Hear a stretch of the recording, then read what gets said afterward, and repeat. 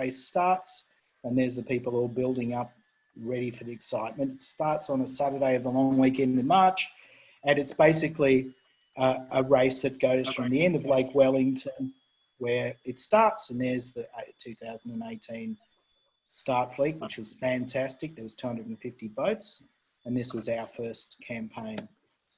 There's all sorts of boats there, from the sports boats to the slow old trailer sailors, Hartleys, you name it, multi-hulls, and they're all in different divisions. And you can see there we are preparing and fortifying ourselves for the night ahead. There's our boat. We all set it up completely following the safety declarations that's required by the race, by Jackie and the race organisers. And they're pretty serious about it because, you know, potentially there is danger. So you have to follow a safety, or you have to follow a safety declaration. It's a 5N category, and you've got to wear things like PFDs at all night and with a light on them. And they do audit, and I've been audited once, so it does happen, and it's a pretty friendly affair, but they want to make sure that everyone takes it seriously, because there can be an element of fun, but I think it's important, and it behoves all of us to show some responsibility. Signing on, standard. Here's the race, which I will just summarise for those who haven't been on it. From Lake Wellington, we sailed through the first parts through Lake Wellington. The race starts at dusk, so you're sailing up to Lake Wellington in the night, through McClellan Strait, which is quite a U-bend there, and that's a very interesting spot, through to Lake Victoria, and then right up to Raymond Island. The slow boats stop at Raymond Island, the others circumnavigate Raymond Island to finish. There's our first attempt of getting a motivated crew there. Harry didn't work too hard setting up the boat. He certainly didn't work himself very hard even before the sun set. But when there was a photo opportunity, completely different. And Leonard, well, he's been long suffering, as you probably realise. Anyone who knows us knows that he has to put up with a lot. We're leaving. Basically, that's the 2018 event. There we are, anchored, waiting for the start, and Leonard's getting ready for the race, and then it goes dark. That's the morning, and we had a great sail that first sail. We basically didn't know what to expect, and I've got to say it's absolutely wonderful going into that Lake Wellington when it's a nice, reasonable northeasterly and it's not too blowy, and it's magic because you see all these navigation lights, like almost like for the locals, cars driving up Oliver's Hill. You know, you just see all these navigation lights going in all directions, and it goes from a real crazy start to being alone almost. And the first part of the sail is to getting to McClellan Straits, or McLennan Strait is the try, where the race changes completely. You're in a narrow corridor, pretty much with muddy banks, and the aim, and usually, or the 3 times we've done it, we've been basically beating up or drifting up that straight. I think the first year we did it, we didn't even get out of it until dawn. The second year we did it, I believe we were through there sometime in the night, maybe 3 o'clock in the morning, and the third time we did it, we were home and finished the race before the sun even rose. So I would say in the last 3 years we've been very lucky. We haven't had stormy conditions. We've had pretty much northeasterly breezes that have gone to the west quietly over the night and either gone to a drifter or held. And I guess the wind changes the character of the race, as I see it. But more at the point, I think you're on a journey, and it's not just a race around sticks. It's a race in 4 different environments. I mean, the first one is the open spaces of Lake Wellington, where you really feel like you're alone. The second one, all the yachts come together and you're tacking or drifting and tacking or bouncing off the edges pretty much together. And then you disappear into the early morning in Lake Victoria at the third part of the race, and you come together in Paynesville, and whoever you're there with, you see, and then they disappear, and then the last part of the race you either finish or you go around Raymond Island. yeah, anyway, that's sort of what we did. And our first race was really good because we got to see some Mornington boats come in. I think that is that I think is your boat, Tim, isn't it? I can't see it all because, and there's Bo Brummel and Rob Harrison coming in as well. And there's us. We're feeling very proud of ourselves because we survived and we got through it. And we got a medal. And look at that. You can see they're already bragging. And that's the mess I had to clean up afterwards, of course. Well, a bit of a note about logistics, you know, there's a few ways you can do this race because you pretty much need to start at Lake Wellington and finish at Paynesville. Some people go on the Friday because they make an extra long weekend of it and leave their boats at Lake Wellington and then drive to accommodation in Paynesville or wherever, and then go back on the Saturday because the Saturday is a bit of a party day. Everyone's getting ready for the race, setting up their boats. There's sausages and really good food that Jackie and her team organised to get put in. And, you know, there's lots of things happening. There's even a band or two. And it's a real carnival atmosphere. You can buy your merch for all those people who know what merch is. And you can basically enjoy the build up to the race and take your time. And then when you get to Paynesville, you know, crash out in your boat or crash out in your accommodation and go and pick up your trailer at the end. And that's one way of doing it. The first time we did it, Paul Copeland, I think, organised a pretty good accommodation. We got a room and we did it that way and we tied our boat up in the harbour there. What's that called, Jackie, that harbour? I think it's just the canals, isn't it? The canals, yeah, in the canal, sort of at the you stayed at Captain's Cove or? Yeah, Captain's Cove or somewhere like that. And we had a great time. The second year we did it, I got a new boat, which was great. And this was pretty much an excitement because, you know, with the old Seaboat, there was never any boat that was the same as mine or ours, and we always were last. With the Nolex, we're not always last, but, you know, there's other boats to compete that are the same. So I've really enjoyed going to the second race because there was something like, I don't know, 20 boats that were Nolexes in 2019. And I think in 2020, there was probably 27. Yeah, there was over 20. Yeah, and it's pretty exciting. You remember, Leonard, we went into that McClellan Straits the second time and we just had that beat where we just basically had three Nolexes against us, and it was ages before they got past it, wasn't it? I saved the number 2 Hedsel, Scott. We only got bogged 5 times, but never mind. Yes, I'm going to show you that. Leonard's very helpful because I bring the wine and he fixes the bearings. There's Endless Advice and us, and hanging next to Endless Advice is very good because Rob's done an awesome job in the last 2 years. He's been right up there in the race. He's just magic the way he's performed that. I'm pretty impressed with his efforts. There's my heroic crew. They were decided they wanted to have a go, so they got my boat and they made a big effort to compete in 2019. And I think one look at that shows you that it's not just for us oldies, it's some young people can have a really good time. And they were very proud of the fact that they went on it, and they got a medallion even though they retired at 2 a.m. in the morning. In McClellan Strait, I think they'd had enough. I don't know what of, but they pulled out gracefully. And that was a fun thing to hear on the radio, wasn't it, Leonard? Because we thought we had some more in us than they did. And they took a nice photo of the sunset as well.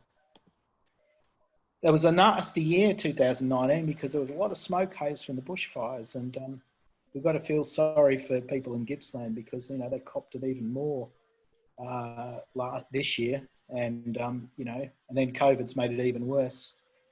I do have a photo of the Dark, David. That's the only one I have. So this sailing in the middle of the night is something you all have to put into your own imaginations because I've got a slide of it. There's the track, that's boring, but I will show you our little bit of a mix up when we hit the banks. That took our mojo right, well, it took my mojo right away. There was a bit of a wind pick up to about 17 knots and we just about got it. And then we ran aground quite a few times and Leonard got me new number 1 dirty. I wasn't very impressed with that, but what could I do? I mean, you know, I could just say thank you. But we got through it. Were you trying to sign your name in the lake? We did finish that race. It was a typical drifter once Storm came, and we must have spent, I don't know, 6 or 7 hours going around Raymond Island. But we got our mojo back, and we passed quite a few boats as we did that loop. And we had a great finish, and it was a great experience. And I did enjoy that first one in Moonshadow. And Harry enjoyed getting home as well, and he got his bragging rights, which is well deserved. We parked there for a day or two. Moonshadow was, I think, in Captain's Cove. We stayed for a few days. And then the final year was pretty much, we realised we'd made a few mistakes. So Leonard and I decided to live on the boat this time. You know, I said about logistics before, you can do a car shuffle. You can move your trailer from one place to the other, and you can stay in comfort, or you can live on your boat. And we did that. In fact, we managed to stay a few days afterwards. And we headed off to Locksport, looking at all the moorings and doing some depth soundings and directions on the way to get a sense of what we were going to sail back on. Locksport's a one-horse town, I've got to say. It was a bit of fun. The guide there, John, was fantastic, and he was nothing was too much trouble. And he had everything. He had collections of toasters from the 80s in that room. It was just like Steptoe and Son. But what a nice bloke, and what a great place to stop. We had a few beers, and then the next morning we headed off and did our navigation to try and work out where we went wrong last year. So with the compass and the map and the whatever else it is, the iPad and the Navionics, we had a bit of an experiment. And where we did all that collision course stuff with the banks, that's what it looks like in the day.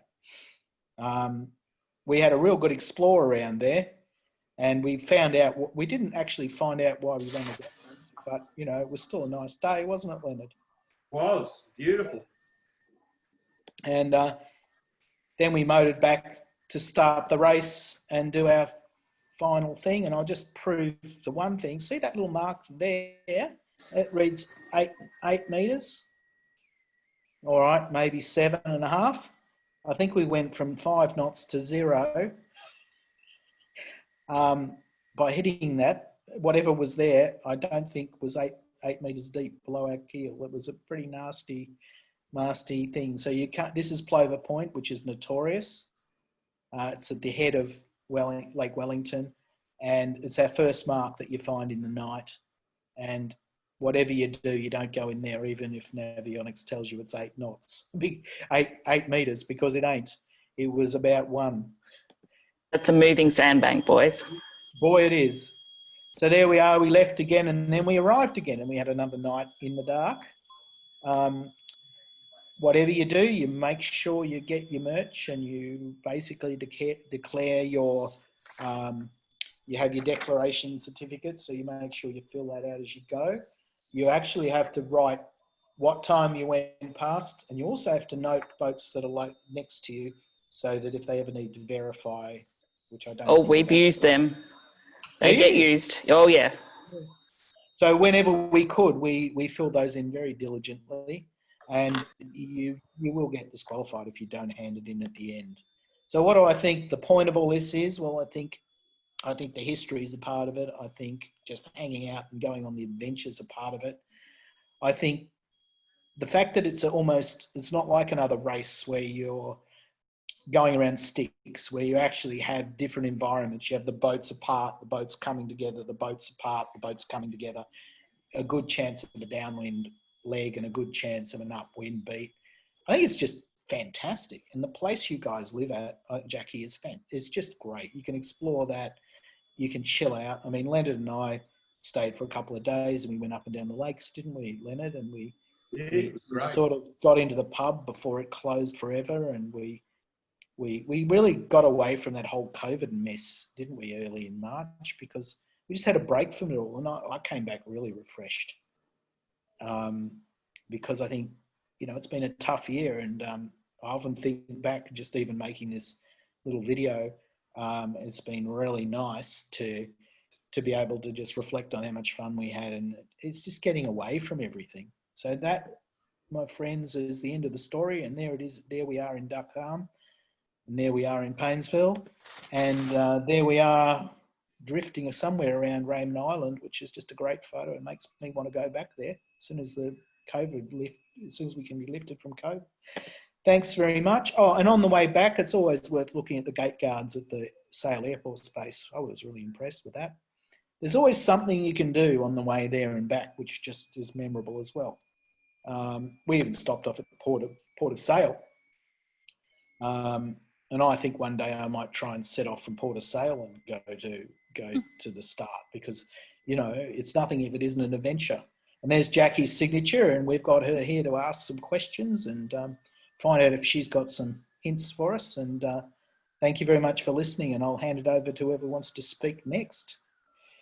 Thank you, Scott. That's a great start. For those who came late, Jackie Crawford has kindly joined us, who's a race officer of the Marley Point for the last 5 years. Jackie has got a great relationship with Mornington. She's been race officer for us for the 420 Nationals and the last Snapper Point. So we know Jackie. Thank you for joining us. Scott, do you want to just show us that video of the start? Will that come up? Do you think? If I can find it. I'm scared now.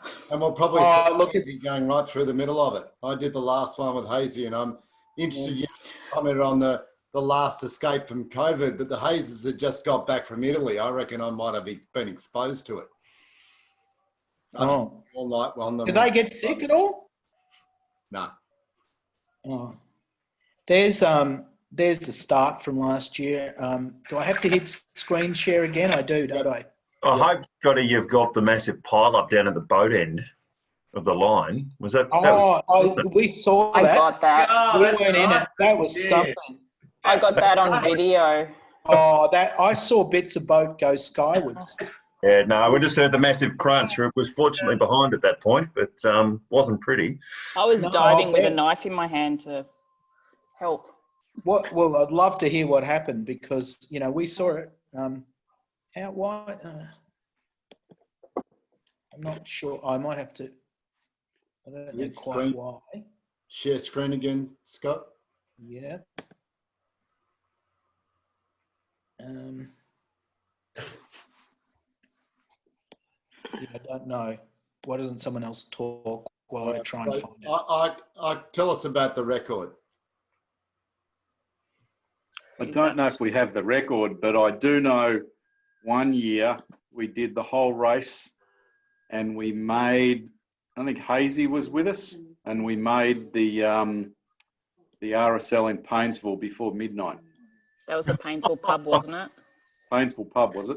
Yeah, Paynesville pub before midnight. I think it was about 11:30, 11:45. Were you there, were you? No. What was that on, Dave? It was a very windy year. That was on the Elliott 780, the hot to trot. But that was... we didn't even have accommodation, did we, Dave? So we had to sleep under the tables in the pub. That was pretty good, Paul, because that's where you were at the time anyway. We always turned up a little bit unorganised, and we'd generally get into Paynesville on the Saturday morning early or Friday night, and then we'd motor the race backwards just to double check the depths, because our boats would always draw between 1.8 and 2.2 metres. So we always had to be pretty clear on where the shallow bits were. But yeah, this one year we were, I think we must have been first in, Hazy, I think, or second in. But yeah, it was the pub at 11:30, packed up in the pub by 11:30. So That's it was a pretty quick race. It was pretty much a spinnaker the whole way. Do you remember what year that was, Ike? I was just going through some records earlier tonight. It must have been Early 90s. early 90s, yeah. Early to mid, 89? No. I think mid 90s. Oh, 90, sorry. Yeah. All the race results are actually on the website. So you can actually go and have a look at every race result. for the whole lot and see where you came.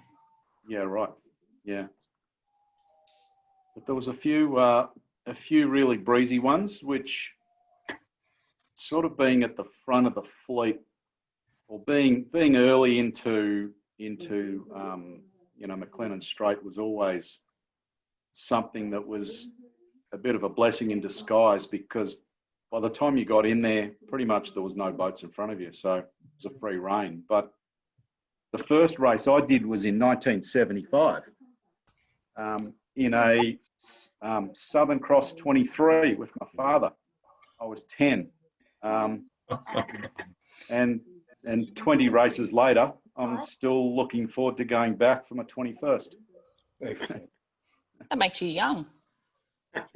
Well, from Southern Cross 23s to Rocket 780s, and then Elliott 780, and then what was it? It was the Rogers 8 metre, and then the Lions 8 metre, and then it was the Thompson 8 metre, hot to trot, and then I did, I think, one with Andrew Somerville on the yellow banana boat. Spud gun. Spud gun. We didn't finish because it was sun up in McMillan Strait at Painesville. No breeze. Ran out of beer, called it quits. But calling it a yacht race is an interesting terminology. Calling it an adventure or an event, it's definitely, once you've done one or two, you just can't stop going back. It's just so much fun. It used to be a 100-mile race. Is that correct? Is that? Yeah. So, I remember when we used to go. Once we got to Painesville and the sun was coming up. Yep. Or Painesville, or was it Lock? We used to go all the way down to Lake's Entrance and then all the way back up to Locksport and then back. Mm-hmm. Well, it was to Meetung, so you went round Meetung and then went around Shaving Point, came back again. Yeah, and then going all the way back up to the Straits and then back again in the morning. And out to Spermwhale Head, yeah? Yes. Yeah, That's right, yeah. I remember up the trot one year, we were all so tired because we pushed through the night and then we all fell asleep and we woke up because there was no wind. The whole crew was asleep and we'd been on the mud for about an hour and a half. But we gained positions because we were the only boat not drifting backwards. Remember that, Dave? Yeah. It's definitely good fun. I think you were on that one, Benny. Don't I remember that one? I remember getting in. I think we were first monohull by a long way and just got pipped by a multi. And we were in that early before the next lot of boats that we'd all had a bit of fun. And then not having accommodation, like you said, retired to the under the tables of the Gippsland Lakes Yacht Club, only to be woken up by the guys then just coming into shore and sitting down to have breakfast and kicking us in the guts because they were sitting at the table having breakfast and we were quietly camped under there. But it's good times. I remember the yacht club ran out of Coke, so we're drinking rum and milk.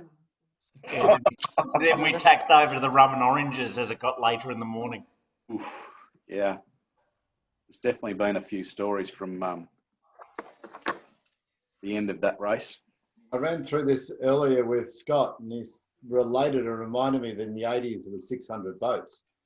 I did one in the early 80s, and I just remember the log jam in the Straits. It's quietened down a bit since then, Jackie. Yeah. It used to actually finish up where I live now, the end of Painesville. So it never actually finished at the yacht club until there was a small part that it did, and then it went up here, and then it's only just started back again in the last 10 years. So. My memories of the first few races we did when we were drifting through the Straits sidewards was somewhere near Holland's Landing or before that. Dad would always get us out of bed and say, come and look at all these idiots on the side of the riverbanks with these bonfires throwing things at all the boats going past, and had sky rockets and fireworks and music blaring and people dancing through the night. That for a couple of young kids at 10 and 11 years old, it was very much an introduction into yachting, introduction into the whole thing. It was just magnificent. It was fantastic. The people on the side bank on the banks still give you a cheer, don't they? They're not throwing things at us, but they're certainly stirring the people up a little bit, aren't they? And making a few comments. You you get the good party at Plover Point still. You get a few pulled in there, and I think they expect some idiot to run into it like I did last year. I think they like a laugh, but we didn't do that in the race. We did it on the. We were clever enough to do it when we were doing the recce. Yeah. I think I got that start somewhere. I don't know if I think I found it. Maybe I Go for it. that one. You got I it. don't know. Yep. Yep. Yeah. That's come a few minutes from the start, 10 minutes from the start or something. That's What this year? year, Scott? I don't. Is that this year? Yeah, it says 2020 at the top. Yep. So Yeah. Leonard's putting up the number 3. commentary. Yeah, I'm going to be a YouTuber when I I'm going get. to go down Now I'm past famous. Taurus because it's cutting in front of me, Leonard. I like Leonard to know what's going We're on. Wingwood both. I'm thinking to myself at this stage, shut up, Scott. That'll do.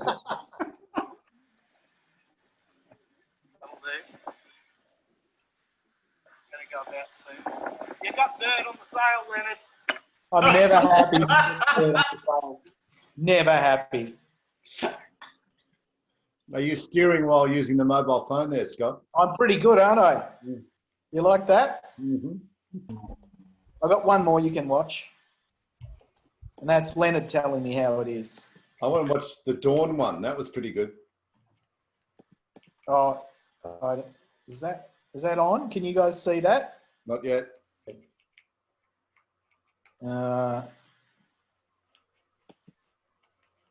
This is Leonard at Holland, the famous Holland's Landing. If you can go dead straight to it from that line to the cloud line, which you can see there. No, we can't see it. You want to hit share screen?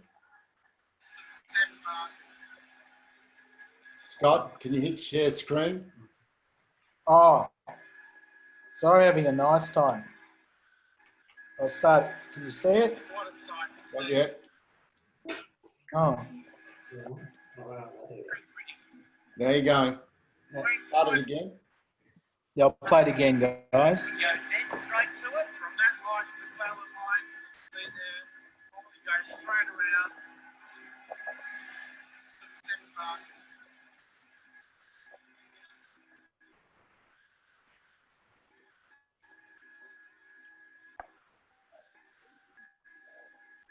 What a sight to see. Very pretty. Now I know GA had some thoughts about the water around here. Ike, Paul, do you have any comments? Because I know it's a problem area. Bolts? Yeah, stay in the middle. Can't go wrong. Yeah. If you're on the south side there, there's a big shallow bank there on the curve of the river. Near the landing.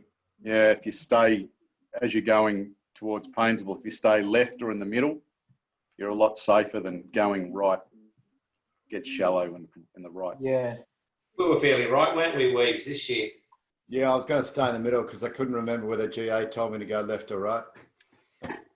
Trouble is, every time we've gone down it, we've had to tack all the way down. It's like the wind almost follows you. I mean, if you look at the map, it does a 270-degree change in direction, Lemon Straits. Like it's outrageous. It just goes in a big 3/4 of a circle, like a U. It's almost like a U tube thing. Yeah, but well, with the flow of water through there, not at Holland's Landing, but further up near the trees, you can go and almost touch the trees. because the flow of the water, it's deep right to the edge, but you do that in a lake and yeah, you hit bottom hundreds of metres off the shot.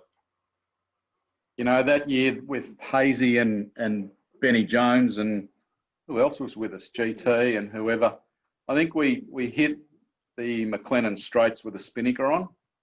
We carried the spinnaker all the way to Paynesville.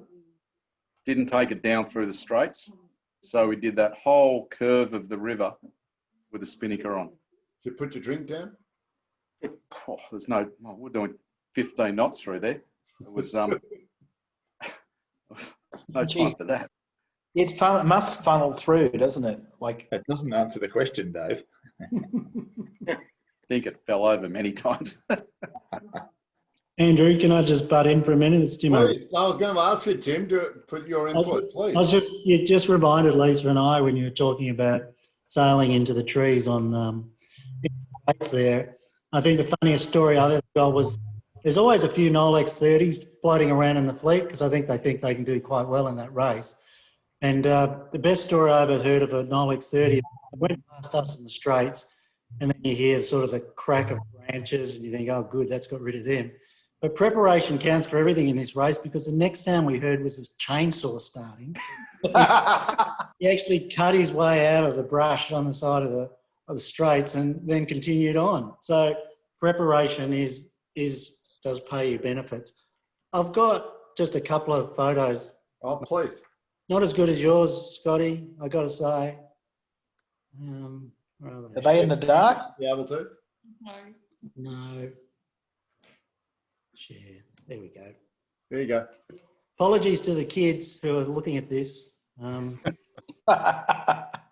Our first trip to the Marley Point, John Underwood agreed to sign on as the expert, and Bill might tell you about some of their trips in their Hartley over the years. But John signed on. He had lots of advice for us.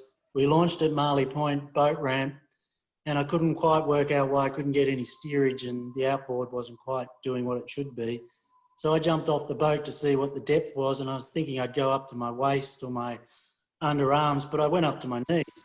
And you can see that there. That's how shallow it actually is there. Being dredged now. Did they dredge it, Jackie? Because we were told it was toxic and they stopped dredging it. No, they dredged it. They were going to put it in one place, but it became toxic, so they weren't allowed to put it there because of the silts and stuff on the bottom. But they did do that. They did dredge it. Once again, apologies to the kids looking at this. That's us African Queen style pulling Robbie Rainsford's boat up to the cut, because apparently that's the place we had to go, but I'm not sure whether it was the smartest move. So this is incredibly frustrating, and I probably take issue with Scotty's characterisation that he goes home refreshed. I don't think I've ever gone home refreshed.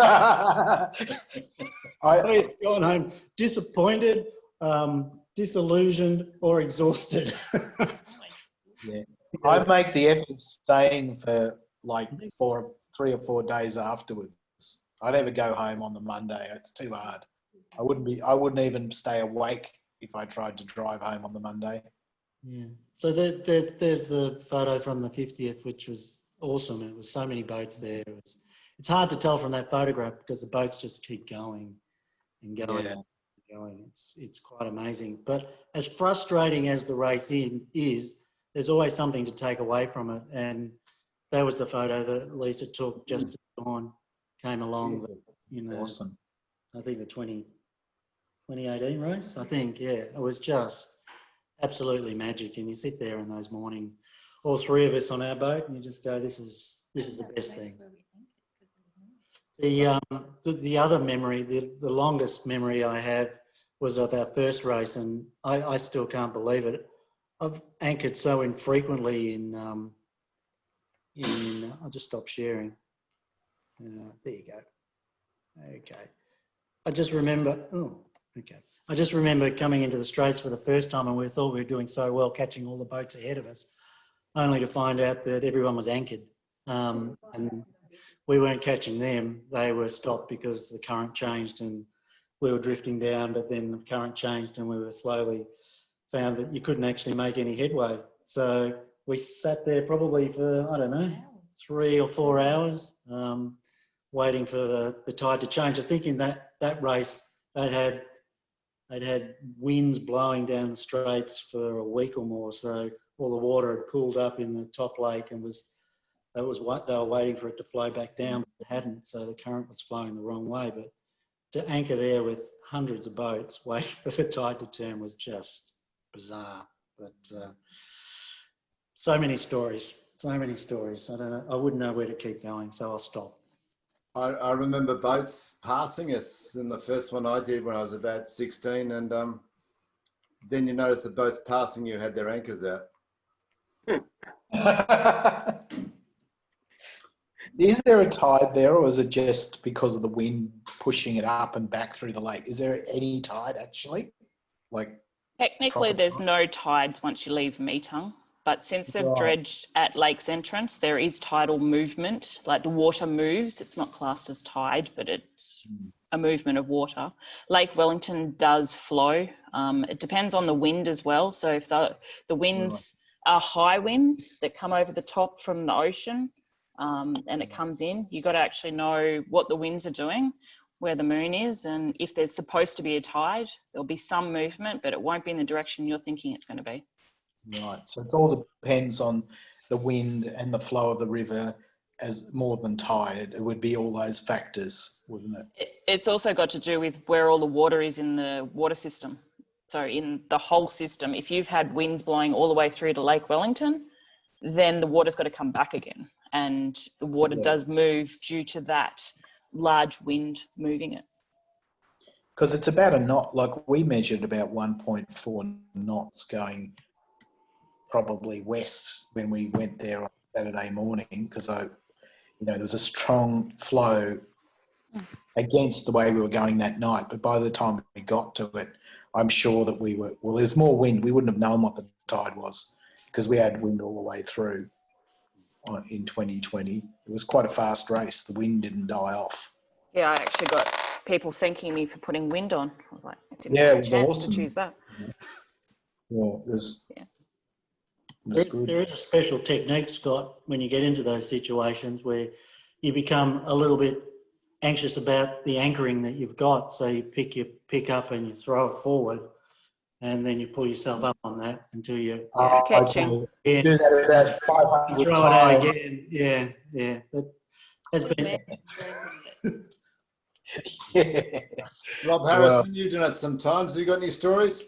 Well, I've done my adventures probably aligned with Scotty's, having done the first one being the 50th and then 3 years in a row. But my experience goes back to the 80s when my father disappeared off to do it in the Seaway. So that was sort of an annual event he did. And growing up with the horror stories of, average overnight wind speed at sail of 55 knots and, back in the days of the 600 odd boats. Having done it now, I don't understand how in a fleet of 600 boats you meant to find the Plover Point light in the days before GPS. It's, certainly changed a bit, but I don't know if anyone here did it back in the 80s and the big days, but he tells me about the year, might have been 86 or 87. And I think the race was postponed and started on the following morning at some stage. Yeah. But tells me about, I think the average overnight wind speed of 55 knots. In the Seaway, he had 2 reefs in the main and a storm jib, and they were doing 12.5 knots downhill. I think they'd already blown out 2 spinnakers. They kept putting them up. ripped all the reefing points out of the main. I think they retired midway along, but, I think there are some sails tucked away somewhere that are, absolute patchwork quilts, and it dates back to that Marley. I know the boat's got a big gash down the starboard side, which was apparently attempting to round the Plover Point light at one stage or another. So I grew up with the horror stories. And then my first race was the 50th, which was fairly light. We finished sometime around lunchtime on the Sunday, but going down McLennan Strait, about 5 hours down there, and that was honestly the 5 of the strangest hours of sailing in my entire life, where, we had the positive current, but absolutely no wind. We were overtaken by a Nolex going sideways at one point. Had a guy standing on the starboard shroud, leaning out, and it's overtaken us going, full of beam down the straight. I said, "What are you doing?" He's gone, "Don't know what we're doing, but it works." So, yeah, very strange. I think Dave mentioned, it's an event rather than a race. That first year was particularly strange, but it's got better the last couple of years, and Scotty will probably agree, having done the 3 races I've done. This year was great with a bit of breeze. Yeah. But and I think this year too, it was probably the last adventure we all had before the whole COVID lockdown thing struck. Right. I said to a mate the other day, I think Marley was probably the last time I had fun this year. It's been pretty average ever since. What happened at the start? Because we were a bit behind you and we heard the screams and heard the crash. And were you right behind that, were you? No, I think we're ahead of that. We're ahead of that. Oh, I heard it. Yeah. So we missed it, but It was a bit of a buzzing incident. Yeah. It was a young family who, they weren't racers at all. It was the first time the kids had actually been sailing, and they just put their nose in and decided to start the line right there, not realizing there was a barging buoy, and went straight through between the boat and the barging buoy and got caught on the barging buoy. Then rounded up with everyone coming onto them, and they're going back against the fleet, caught on the barging buoy, and all of the fleet coming to them. So I've jumped to the back of the boat with my knife to try and chop the barging buoy off, and try and get. Oh, goodness. No one was hurt? No one was hurt. Kids were all still fine. There was actually an autistic kid on board as well, so he was fine with it. He thought it was a hoot. So it was lucky. Yeah, because they were all belting in on starboard, weren't they? Yeah, and I mean, people in that position, you just got to have everybody who's doing the right thing, or else it's going to be a mess. Hazy was on the gun, on the boat, inside the barging buoy, and the gap just appeared before him. It was an excellent start, Paul. What's the story for this year, Jackie? Because, I mean, last year, obviously, you had notice of race out by November. Yeah. I guess we've got not much, you know what the rules are down your way, or? Yeah, the rules are we can go racing as long as you're all from the same family. You are allowed to race with your bubble. So if you've got that social bubble, you can race with them, but you have to wear masks. Or you can sail if you can keep 1.5 meters away from your crew at all times. Scotty, do you think your adoption of Leonard could go through between now and then? Is that going to work? Thank you, Rob. I mean, he could leave at any time. I don't. I think he suffered a lot under my. Together we've both suffered a lot. Really, let's just share it a bit. Try and do a Daniel Andrews, hey? See if we can. I can't recall all the injuries I've caused him. I'll flag too, in recent times, obviously the success Mornington's had. Mitch got his hat trick this year in Div C. That's the 3 years I've been. Mitch and his Castles won the race. We're going to ban him next year. Yeah, like yourself and Stu a couple of years ago on the boat speed. And I don't know if Stu Schaefer's listening. I know Stu's had a couple of good years. He won it 1 year in his castle, or his father-in-law's castle. Another year on the Thompson 8. So Stu's another 3-time winner. Yeah, that was last year this year in the Thompson 8. Last year in that. I think he was at T7 this year. But yeah, what are your other? Oh, there it is in the background there.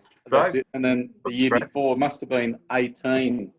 We did it in the boat speed, and we won it overall, but we ended up second over the line.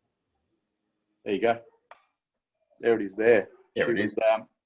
She was fully set up for the light air. That's the Marley Special Code 0. The big sails on, yes.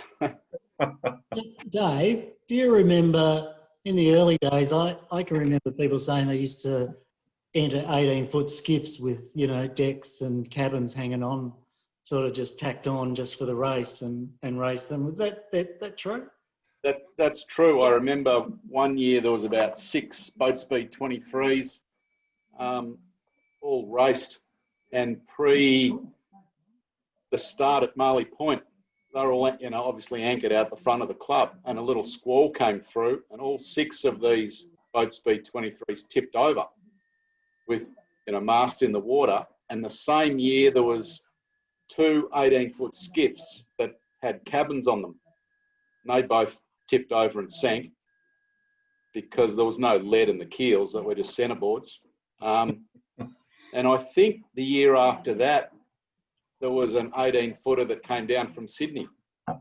Oh, there was also a Sharpie that they put a lightweight Sharpie, they put a cabin on it. Well, the first year there was flying 15s.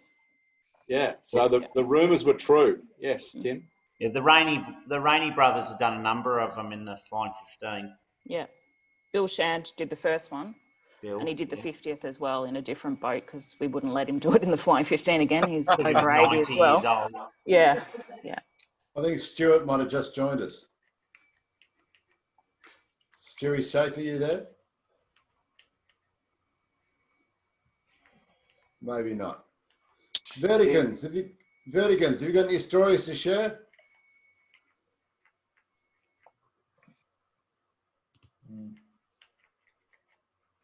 Maybe not. No, we just tagged along, but that first one we did where we went backwards, that was a bit of an eye-opener when you sort of think you're doing well and then find that you've lost ground. But there was a trimaran that actually, I think messing about actually hit because some wind had come up, or we thought some wind had come up, and so they set off and then started going backwards, and he got quite angry. And as we went past him, he was very touchy about, don't you dare touch my boat and what have you. And apparently, I think Jackie might know, he called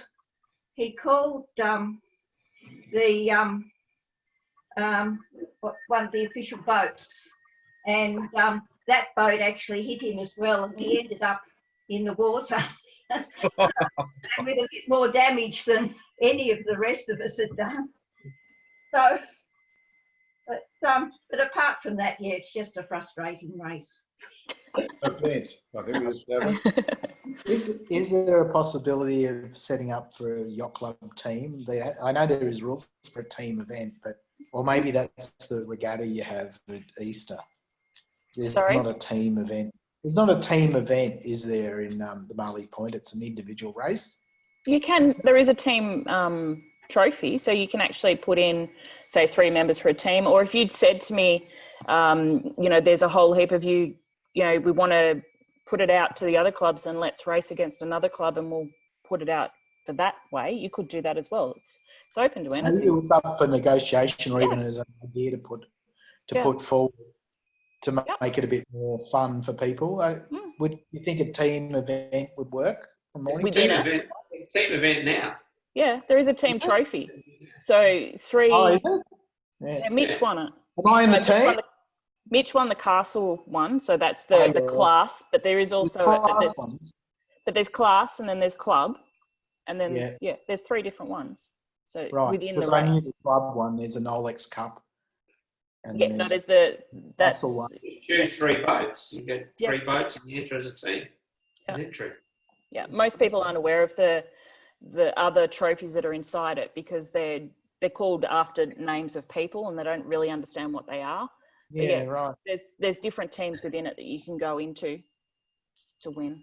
So you don't have to going win. Forward, like it's always a bit unpredictable, a bit of a nightmare for you guys because none of the Melbourne clubs will be able to go even if it stays as it is. Well, we've already started planning. How do you feel it will work? So at the moment, we're planning for it to just be the race. Turn up, rig your boat, go sailing. It's going to get rid of a little bit of the fun and frivolity of the race in the beginning and the end and all the rest of it. But we need to be able to put something out there just to be able to race the race because it is fun and it is unique. So that's the plan at the moment, to have it on the day you turn up. You sign on, which will have to be either online or in whichever way we go about it. And then race the race, come through, finish, go home. So that's plan A, and we'll work through it till we get to the day. 5 months away. I hope it goes well. Sorry, Andrew. It's 5 months away. Let's not get too depressed. No, Yeah. we're already organising the shirts and organising medallions and all those types of things so that, it can go ahead and still be something that we can look forward to. Yeah. Yeah, well, I'm looking forward to it. And we Sorry? need something to look forward to. Yes. It's 5 months out, surely. We can only hope that's a safe bet. Yeah, and that's why we're planning it. But that's why there's no notes of race and sailing instructions for it, because it's a new year. So what we're doing is we're redoing them all because it's new RRS. So we thought we might as well take the opportunity, redo them all and bring them in line with the new racing rules of sailing. Now that they've called off Geelong Week, Festival of Sales, Marley Point's the next big one. Yeah. I will give a story of my very first race. I actually grew up on a farm looking over Loch Sport. So I saw the mud rising up as children. We'd wake up and we'd see you all sitting on it when you woke up in the morning. If anyone knows that beautiful little mud area. But anyway, my very first race I did, I didn't think anything of it. And I used to compete on a flying 15 with a gentleman who was deaf. Now, that sounds fine. You can sail with a deaf guy. You just use a tapping system until you do the Marley Point with him and the sun goes down and you can't communicate. And you learn a whole different rules as a 16-year-old on a boat with a deaf guy. So we didn't get past McLennan Straits that year because we couldn't actually communicate with him, and we saw that as a very high risk. Yeah. So then I did a lot more after that before Gippsland Lakes Yacht Club got offered the actual event to take on, because Marley Point was getting a little too old to run it, and they wanted to make it more relevant and give it to a club that could progress it. So the club actually said no in the beginning. The committee of the day said they didn't want to take it on, and I said over my dead body, and here I am 5 years later. So hence how I ended up being Thanks, Jackie. the organizer, the coordinator, the race officer, I think they Have you call got me any Queen. sort of grand vision? Have you got any way of getting some of the young kids back, or have you got anything in the pipeline that might progress it? We did have. Now we have no idea if that's going to work. We've got. Sorry. I guess we're in a holding pattern for a little while. We've got sponsorship for the next 4 years, so it's covered to continue the race through, to keep it family friendly and keep it concentrating on the night and the sailing at night, and what its core values were is what we're keen to keep doing. Except when you hop into the rescue boat and you see you all sail off and all you can see is navionics all the way through, it kind of defeats the purpose. But hey, you'll learn that navionics doesn't always work in that waterways, and you will run aground like Scott did. So it's really hard to know what the future holds for us. But we have been getting over 150 to each of the races after the 50th, which had 250 boats, which was probably the worst regatta ending I've had to deal with, standing up and telling everyone that the computer program crashed. And then we took the whole of the next day to put all the results in manually. And that little form that you held up, Scott, and the declaration was the key to putting it all together, because we had to cross-reference every boat. After it crashed, we had to cross-reference 150 boats and make sure we had their right finishing times. So, well, yeah. Because you were pretty seriously measuring the finish last year. I mean, there's always someone taking a photograph and measuring the time and actually telling us the time. We had someone actually on the jetty yelling out the finish, or over the radio, calling out to the loft and actually telling them what boat was coming up to make sure it was the right number. It was really difficult seeing numbers with a lot of the sails that are quite big. They cover up the numbers. People put their feet, they shine lights on them and they're reflected off and you can't see them. So there's a lot of different areas that are hard to see what's going on. So we put that person down there to help it and make sure we got the right details from you guys.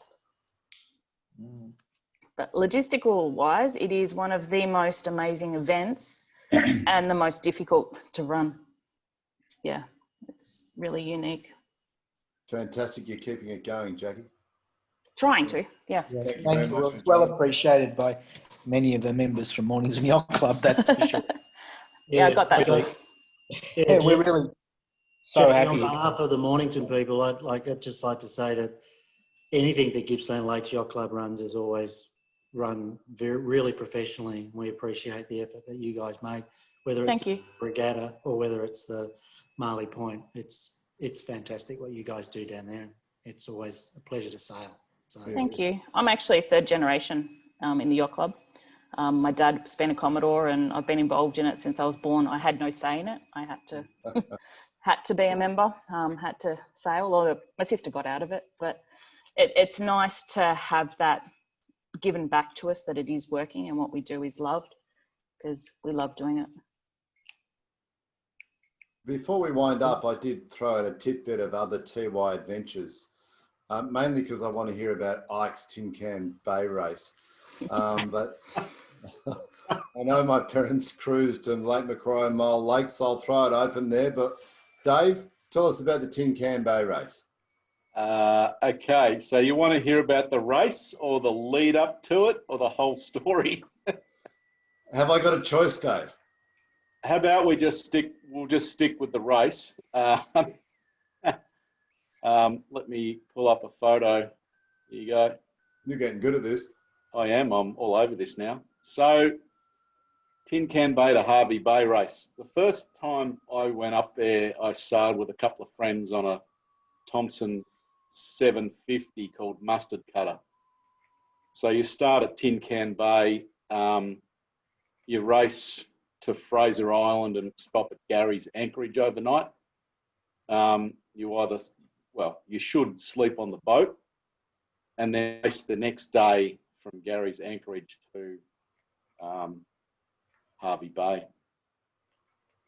And then the year after, I thought, we built this new Thompson 8 boat. And we thought, what a great adventure to take our own boat up there and do this race. So what we thought, we'd tow the boat up there.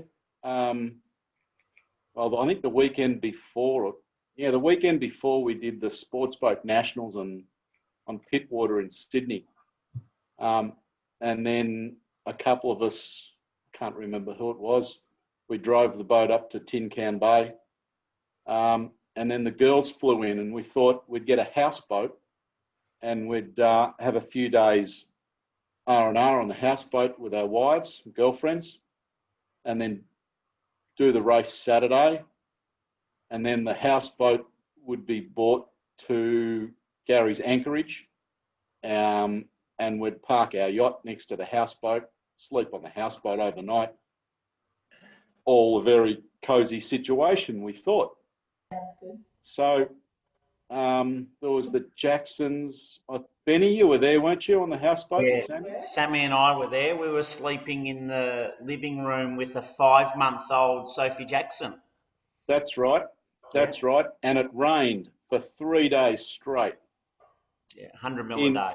100 mil a day in this beautiful tropic area that we thought we'd bring our wives and girlfriends to for a holiday.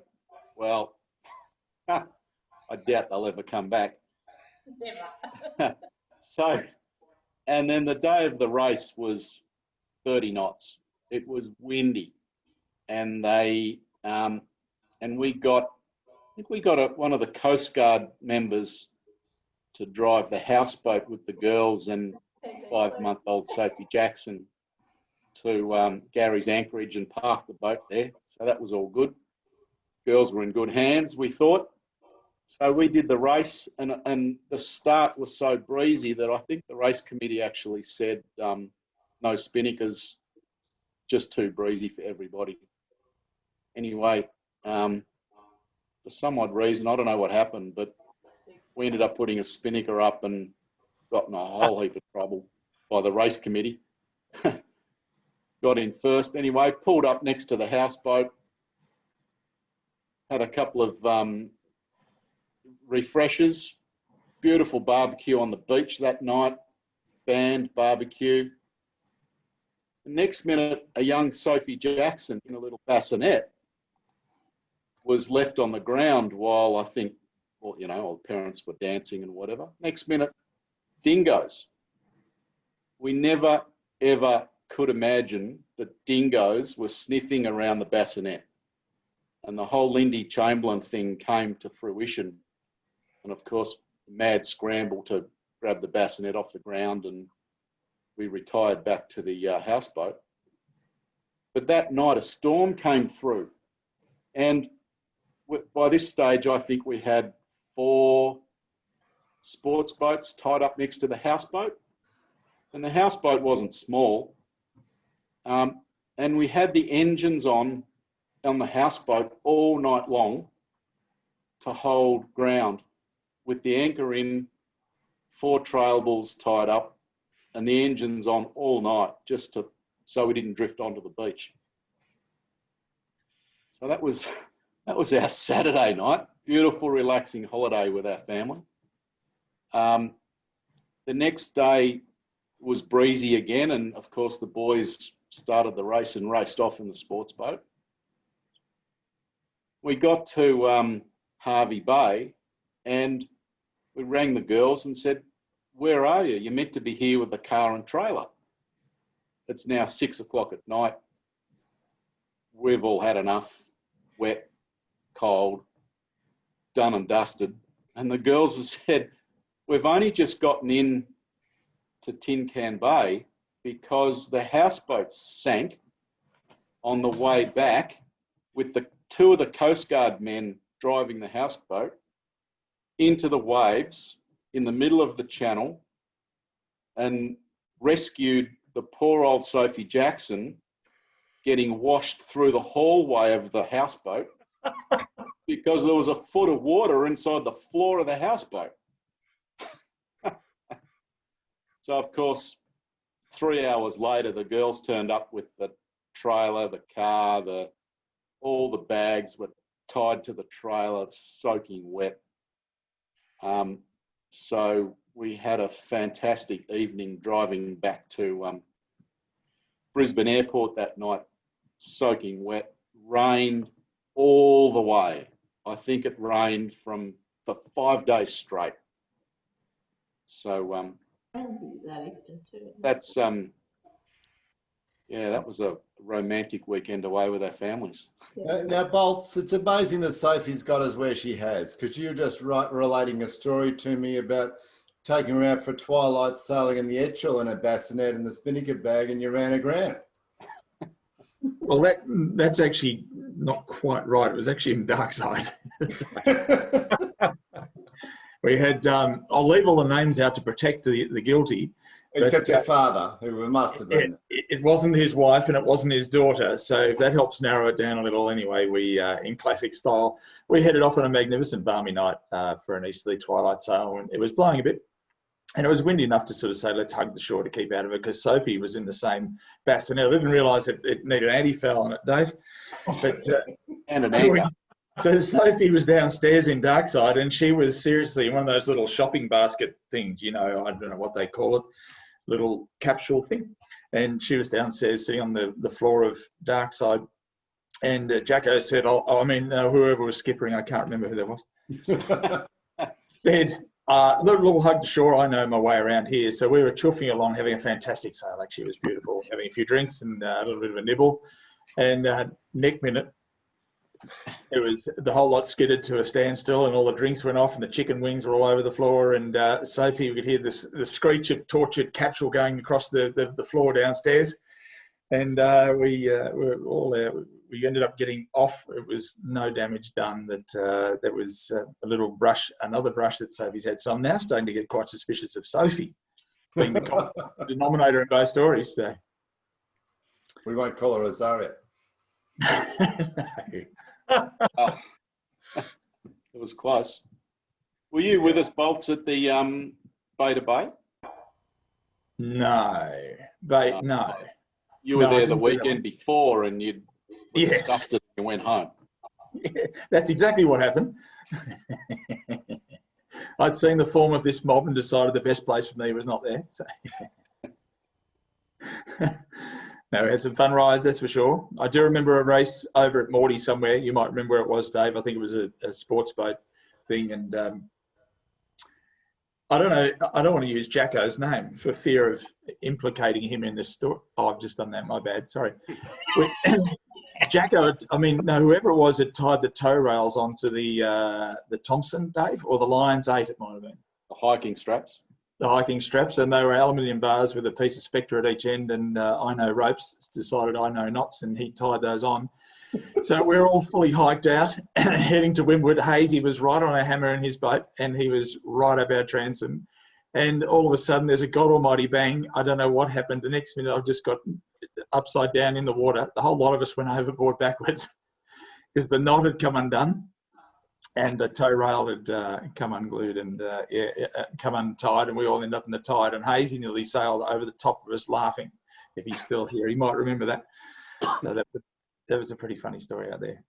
I remember that, Bolts, and I was on the bow, so I had the cap shroud to hold on to and look back at Dave, and it was just me and Dave, no one else. No one else. Everyone else had gone. He said, come for a yacht with us, it'd be a great day. So I put on some sort of fairly casual wet weather gear, thinking, I'll get a few splashes and we'll have a nice day out. I had no idea that I was going to be, 2 feet underwater at one stage. So that was a shock to the system. So. Yeah, I remember saying, come on, Dave, get that big shitter out of the way. Actually, I remember that. So at that point, we hiked a little harder, and yeah, that was the end of that. At that point, I tipped all the crew off Hazy to slow you down. So was that to Western Port, Dave? Is that the beta boat? No, that was at Morty Alec Raceway. Morty Alec. That was Morty Alec. Yeah, a TY event. Yeah, trailer sailor event. Hey guys, while you're all we're talking about fast boats, can I just take you back to I think 1995 in the Marley Point in a Hartley 18, which will probably do 10 knots when pushed off a cliff. I sailed with John Underwood on his boat, and in those years the boat started, I think there was 4 or 5 divisions. The faster boats went off first. They went down to the opening of the Straits, then turned around and came back up the top of Lake Wellington. Triangle. In theory, everyone was finishing around about the same time. We were in the Hartley and sort of doing what we thought pretty good was in our first one. Those days, the slow boats still had to go around Raymond Island, and we got round the back of Raymond Island after we passed the yacht club. And the wind started building, got to about 30 knots. Hartleys aren't super efficient to go into windward, and we realised that we'd done about 7 or 8 tacks, and every time we came back to the island, we're in the same spot. And so we pulled the pin and motored back to the club. My second daughter was 3 weeks old at the time, so we decided it'd be a good idea if we could go back, because we started at Locksport, so we had to get the boat back to Locksport. Anyone knows the chop that builds up in those lakes in 30 plus knots is pretty steep. So we motored out. We got sort of around Duck Arm and stuff, and we stayed stationary for about an hour with the motor going flat out. So we turned around, came back, tied the boat up, and we decided the only way we'd get round was we had to go and get the trailer, which is the Locksport. So it cost $180 in a taxi. Send the car around, got round there, and then found out that the tow vehicle had a flat battery. It came back, and then sort of eventually I got home for 2.5 days without sleep. We decided that because Phil Manus had been beating us all the time, he was currently, I think, the world Hartley 18 champion, and sort of we decided we need to do something. So I decided we need to lighten the boat. So before we started the race, I threw out the dunny, the stove, all of the seat cushions, everything that was in the boat was chucked out, and we thought, now we're in with a chance. We happened to finish the race about 1 o'clock in the morning because it was up our bum at 20 to 25 knots. So we got into Paynesville because the race stopped there. We didn't have to go around the island that year. So we're in Paynesville at 1 o'clock in the morning and had to sleep on wood because we had nothing else to sleep on. So the conditions in that race can vary dramatically.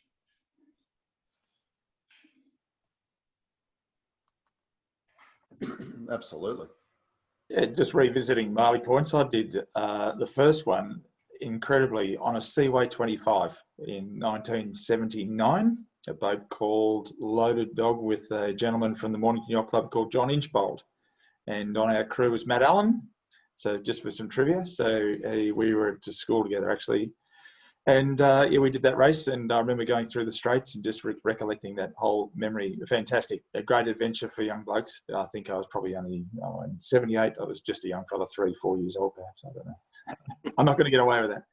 But it was a great night, and I remember going through the Straits, just ricocheting off all the banks the whole way down, doing 360s and lots of yelling and carrying on. It was a lot of fun. And I do remember going to, Jackie might help me here if that year was even possible, but I had a feeling we went to Meton in that first race that I did in '79 there. And then the other two that I've done have been in more recent years, which has been on with Graham Alexander actually. And it's a pity John, he's not here because he's got some great stories, Graham has.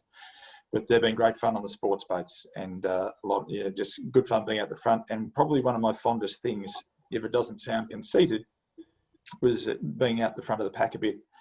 I think it was in the 50th, actually, when it was all reasonably calm, was coming out of the Straits, and we were a fair way up the next lake and looking back, and there was just this armada of lights behind us. In fact, the horizon was glowing, and it was all the tradable yachts with all the nav lights on, just all facing us, and we could just see red and green glows. And there's just hundreds and hundreds of boats. It was just fascinating, a fantastic memory, actually, a very fond memory. So that's me. Was Pete Inchbold with you on that race? John's son? Yeah, I think he was actually, yeah. Yep. I did a lot of the Hobarts with Pete. Is that right? Yeah. Yeah. It's a long time ago, and I don't remember all the details that well, Andrew, but I remember being in the Straits and a fish jumping out and landing on my leg. So, as a young fellow, that was great fishing, I thought. It's actually amazing driving out of Lake Wellington while you guys are racing across. I'm actually racing to get to Painesville to set up and help make sure everything's there. And you get to the top of one of the straight stretches, and you can actually see all of the lights from everyone from the start just before you get into Plover Point. And there's just this red and green sprinkle lights that looks like Christmas. It's quite amazing. Stunning. That I hope you never get to see. Because we're sailing. Well, I was amazed by Graham has got so well set up. His house is just at the finish line. Yes. The walk on, walk off effect. It's very good. Turn right, pull up to the pier. Do not stop. Yeah. Very lucky spot to be. Beautiful. It must be nationally pretty famous because we met a group of guys who came from Lake Macquarie, and they'd gone for the last 3 races. And they'd come down on their sports boat, whatever boat it was. I don't remember. Do you remember, Leonard, what their boat was? We met, but they four guys come down. They'd done it 3 years in a row. They bought a boat together. They just, with the express purpose of coming down and doing the Marley Point. And I mean, that is a fantastic testament to think people from New South Wales are going to be so impressed with their history and heritage of the race and the challenge of the whole journey that they'll do 3 in a row. And they bought a boat specially to do it. And we were just having a chat to them, and they told us their story. And we saw someone else there who'd come from Clarence River, and where he sails, and they've come all the way down for the race. So, did you get a sense of the number of people that are travelling? Yeah, yeah. There's the 50th race. Every state was represented, including New Zealand and Ireland. There was people from all over. There's a guy that comes from New Zealand every year to race it with his best mate. They're both 90, so they're not allowed to win the award because they've won it too often. But it is something that's on the calendar for a lot of people that come only for that race, and they come from all over the place. So it's amazing to hear the stories and why. Yeah, a lot of people come down from Sydney. There's one guy now, the Graham Coffee with Rush. I mean, that's a $100,000 sports boat sitting in his backyard. He races it once a year. Marley Point. That's what he Marley Point, Tin Can Bay, and the 100-miler on Lake Macquarie. 3 races a year. Yep. Yeah. And that's there's a few like that. Yeah, a few of the Queenslanders come down. Guys from Canberra with their Elliott 5.9s. Jamie Wilmot. I saw Jamie Wilmot there this year. He was there. So there's you get some pretty notoriety sort of people turn up to do the event. Yeah, that Paul Hayes guy turns up a lot. He's Yeah, right. he's a legend of the You sport. found it, Bolts. That's what I was just looking at. Just looking here. I think I'm on mute. How'd you You're go, on. Bolts? We got a 10th. Look at that. Well, there's Pippin. Pippin scored a 6th. Have we? Yeah. You loaded dog we were, which was a 10th over the line. Are these are minutes, are they? So we did it in So 35-hour race. Really? Could have been. a finish time is the time that it took you. I'm trying to remember how they used to do it. There's been several. This was one of the first computerized systems that they used.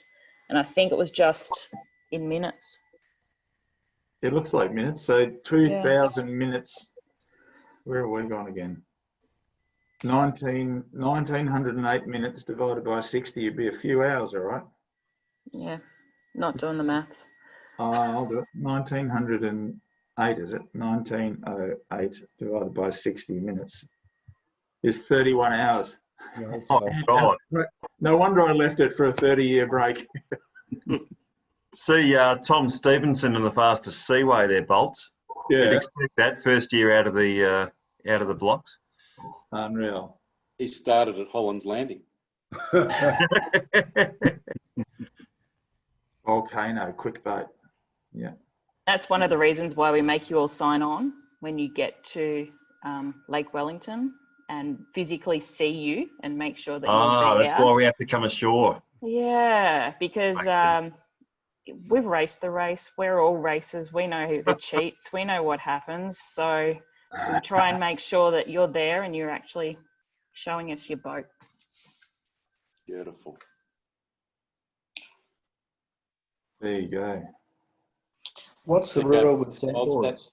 Slightly, you're allowed to supposedly pull them up. Depends on your class rules.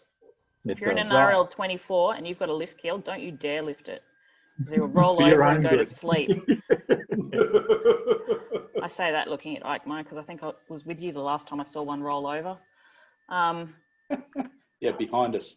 Yes. We didn't roll it over, but everybody else fell over. I mean, when we race in Wellington, we have to have it pinned, really. Yes. Yeah. So it's got to do with class rules as well. And yeah, 5N, it should be locked down. It should be, yes. Yep. Yeah. It should And be. the flip side with, a lot of our boats had a 2.2 metre draft. So the lake's not that deep. So we'd always have 400 mil blocks of timber under our keel lifter to hold it up. So we'd always be sailing with the keel up 500 mil, not pinned, just so we could get through the lake. The results still provisional, are they, Jackie? Which one? Yeah, but if you tell me I'm not allowed to do anything about it, if I find out. But we I didn't think do that. this year, though, there were boats that couldn't be at the pin end because they were on the bottom. Yeah, That's and right. we've moved that out considerably. But the bottom of Lake Victoria that you probably don't. But I don't know why you'd be at the pin end this year because it was about 100 miles from the finish line. Yeah, it's a long way, was that and it has to biased. be.